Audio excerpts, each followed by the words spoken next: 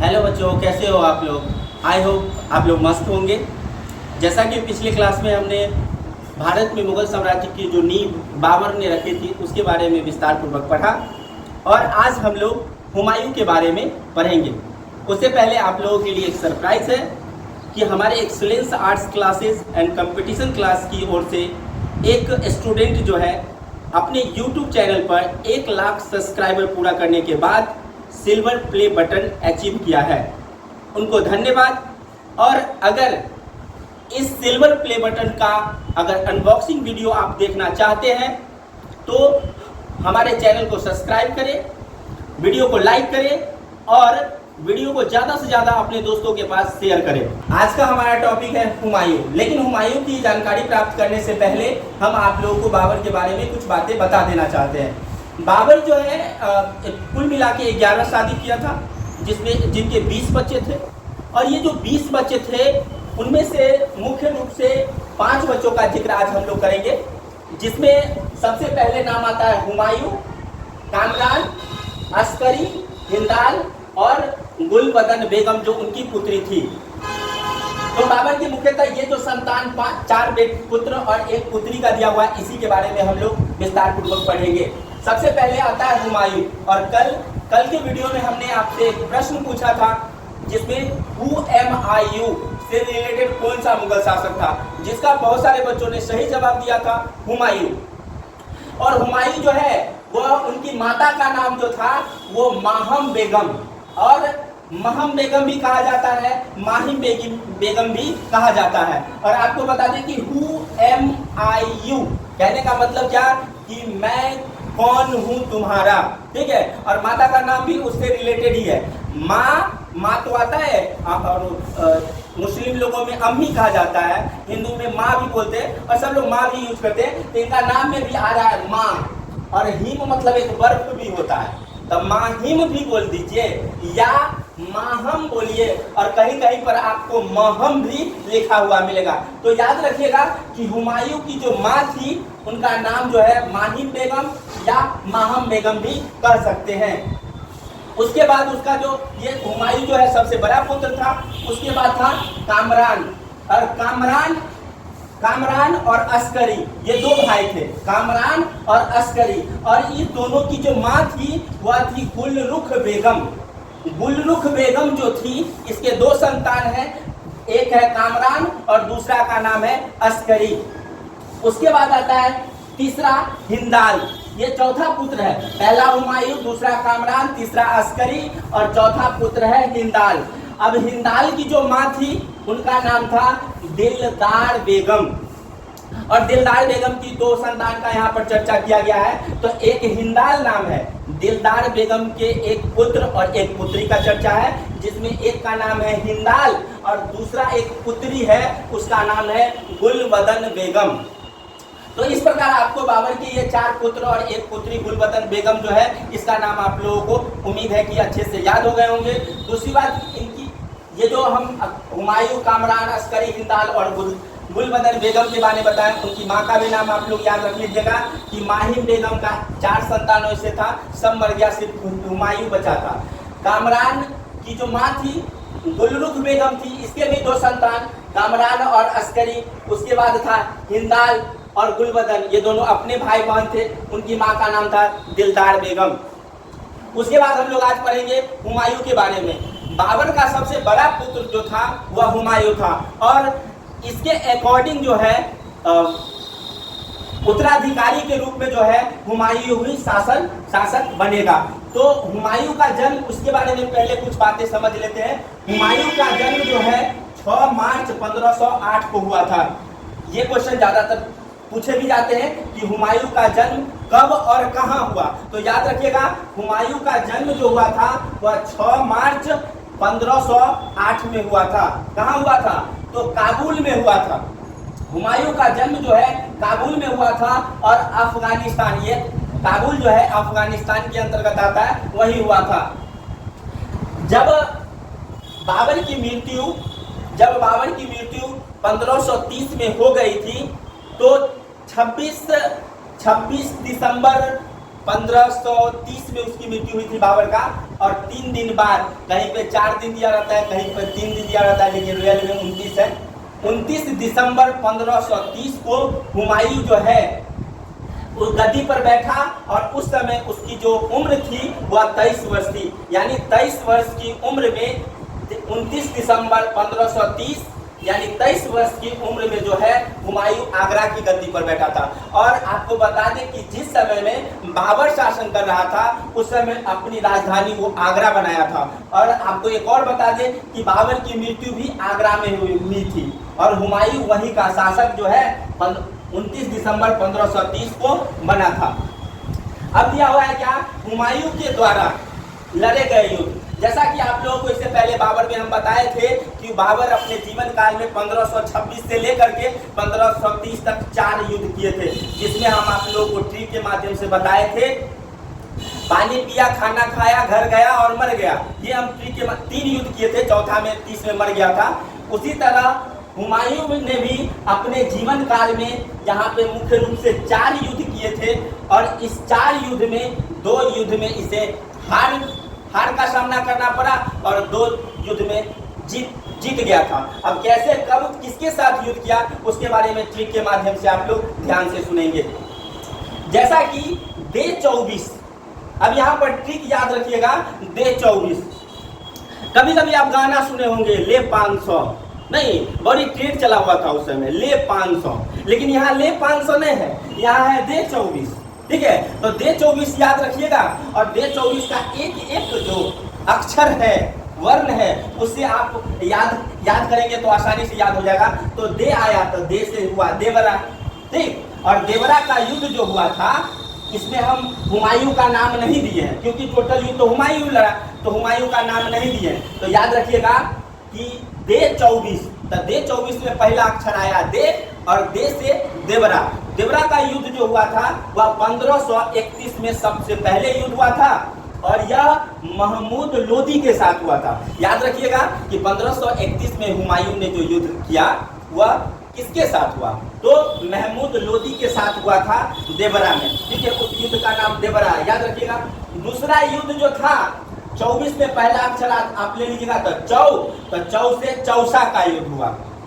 और याद रखिएगा कि चौसा का युद्ध जो है ये शेर खां के बीच हुआ था। ठीक है, तो शेर खां के बीच हुआ था और इस युद्ध में 1539 में जो युद्ध हुआ था शेर खां के साथ हुमायूं का, उस युद्ध में हुमायूं की हार हो गई।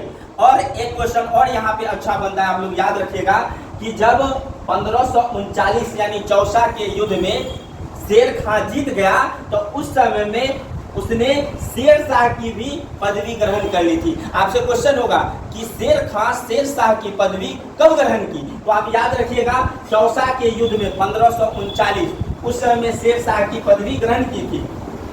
तीसरा युद्ध जो है दिया हुआ वो है विलग्राम, और विलग्राम जो है उसका युद्ध हुआ था आपका 1540 में और ये भी शेर खां के बीच हुआ था। हुमायूं का जो तीसरा युद्ध है दिया हुआ विलग्राम में हुआ था वह 1540 में हुआ था और शेर खां के साथ हुआ था। और आपको एक चीज बता दे कि जिस व्यक्ति का जो लक्षण होता है उसके अकॉर्डिंग उसका नाम पड़ जाता है। जैसे किसी का पैर टूटा हुआ है तो लंगड़ा के चला तो लंगड़ा कह देते हैं, किसी को बहिरा कह देते हैं, सुनाई नहीं दिया तो याद रखिएगा इस गांव का भी नाम उसी से रिलेटेड है। ग्राम मतलब गांव और बिल है दिया हुआ, तो इस गांव में बिल की संख्या कितना, तो याद रखिएगा 40। ये जो गांव दिया हुआ है यहाँ पर दिया हुआ था बिल है दिया हुआ, तो गांव और इस गांव में बिल कितना, तो 40। इसी वजह से इसका नाम दिया है युद्ध का बिलग्राम। और याद रखिएगा युद्ध कब हुआ, तो 40 में। 15 सब में कॉमन आ रहा है, सिर्फ लास्ट का 2 डिजिट आपको याद करना है। तो पहला युद्ध हुआ 31 में, दूसरा 39 में और तीसरा जो बिलग्राम का युद्ध हुआ था वह 1540 में हुआ शेर खां के साथ। और इसमें भी हुमायूं की हार हो गई और यह यहाँ से पलायन कर गया और पलायन करके यह सिंध चला गया। चौथा युद्ध जो इसमें दिया हुआ है 100 लिखा हुआ है, 24 तो दे का भी बता दिए, चौ का बता दिए, 20 का बिलग्राम भी बता दिए, 100 का दिया हुआ है सरहिंद। और सरहिंद का युद्ध जो हुआ था वह 1555 में हुआ था, 1555 में हुआ था सरहिंद का युद्ध। और किसके बीच हुआ, तो याद रखिएगा सिकंदर।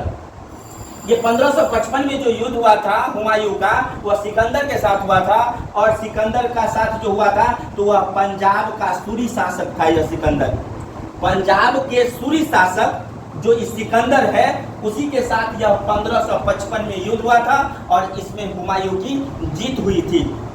कहते हैं ना, अंत भला तो सब फला। अब अंत में शुरू में देखिए पहला देवरा वाला युद्ध हुआ, उसमें लोधी को हरा दिया। लास्ट बीच में 2 शेर खां के साथ युद्ध हुआ, हार गया। लेकिन 1555 में जो इस सिकंदर के साथ हुआ, इसमें क्या हुआ कि ये जो हुमायूं या 1555 में जो है इसे जीत मिली। और फिर जो है वहाँ की सल्तनत जो ये 24 ट्रिक के माध्यम से जो युद्ध कंप्लीट करवाने जा रहे थे, करवाए, वो आप लोगों को अच्छी तरह से याद हो गया होगा। लेकिन इसमें एक बात और बता देना चाहते हैं कि 31 में जो 1531 में जो देवरा का युद्ध मोहम्मद लोदी के साथ हुआ था, तो उसके दरमियान क्या हुआ, उसके 2 साल बाद यानी 1533 में दीन पनाह नगर की स्थापना की थी। मतलब हुमायूं ने क्या किया, 1533 में दीन पनाह जो है एक नगर की स्थापना किया था। वो 1533 आप लोग याद रखिएगा, देवरा युद्ध हुआ था, उसके जस्ट 2 साल बाद जो है दीन पनाह नगर की स्थापना हुई। और 1540 में जो शेर खां के बीच युद्ध हुआ था, उसमें जब हुमायूं हार गया था तो वहां से पलायन करके वहां से जो है सिंध चला गया। और सिंध चला गया, 1540 में चला गया। और 29 अगस्त 1541 में उसने क्या किया कि 1541 में जो है हमीदा बानो बेगम जो दिया हुआ है, जिसके पिताजी का नाम था मीर अली अकबर जामी, जो हिंदाल के गुरु थे ये मीर अली अकबर जामी। और इन्हीं की पुत्री के साथ जो है हमीदा बानो बेगम का विवाह हुआ 1541 में। 1542 में अकबर का जन्म भी वहीं हुआ था, याद रखिएगा। 1541 में हमीदा बानो बेगम के साथ उनका विवाह हो गया हुमायूं का। और जो पुत्री थी किसकी, तो मीर अली अकबर जामी। और मीर अली अकबर जामी कौन थे, तो हिंदाल के जो है गुरु थे। तो ये भी आपका क्लियर हो गया यहाँ पर। उसके बाद 15 अक्टूबर 1542 में अकबर का जन्म हुआ। और 1 जनवरी 1556, हम आपको इसमें बीच में एक और बता दें कि 1540 में जब शेर खां से हार गए और यह जब सिंध चले गए थे, तो 15 साल का बीच में गैप था। और इस 15 साल के दरमियान क्या हुआ, जब वो सिंध में रहे, अन्य जगहों पर रहे, और जब वापस आए तो सिकंदर को हरा करके और फिर से भारत में जो है अपनी हुकूमत, अपना साम्राज्य जो है कायम किया। और 1 जनवरी 1556 यानी 1555 में जो है सिकंदर को हरा करके अपने साम्राज्य की स्थापना की। और 1 जनवरी यानी 1 जनवरी नया साल हम लोग सेलिब्रेट करते हैं। और नया साल इनके लिए अंत साल था, तो याद रखिएगा नया साल जो था 1 जनवरी, याद रखिएगा 1555 में सिकंदर को हराया और अपने साम्राज्य का नींव रख दिया। लेकिन 1 जनवरी 1556 में हुआ क्या कि यहाँ पर दीन पनाह भवन है, और उस दीन पनाह भवन में एक पुस्तकालय है। और उसी पुस्तकालय से जब वह नीचे उतर रहे थे सीढ़ियों से, तो सीढ़ी से उतरते समय वो ढनमना गए, ठीक। और ढनमनाने के दरमियान ही क्या हो गए कि अल्लाह को प्यारे हो गए और हुमायूं का जो है अंत हो गया। और इस प्रकार जो है हुमायूं का जो शासनकाल था भारत में, इस प्रकार 1 जनवरी 1556 का खत्म हो गया। अब नेक्स्ट वीडियो में हम लोग जो है अकबर के बारे में पढ़ेंगे। बताना चाह रहे हैं कि हुमायूं जो है ज्योतिषी में ज़्यादा विश्वास रखता था, ठीक है। और ज्योतिषी का कहना था क्या कि अगर आप प्रत्येक दिन अगर 7 दिन 7 रंगों का कपड़ा अगर पहनते हैं, ठीक है, तो वो आपके लिए काफ़ी फायदेमंद होगा।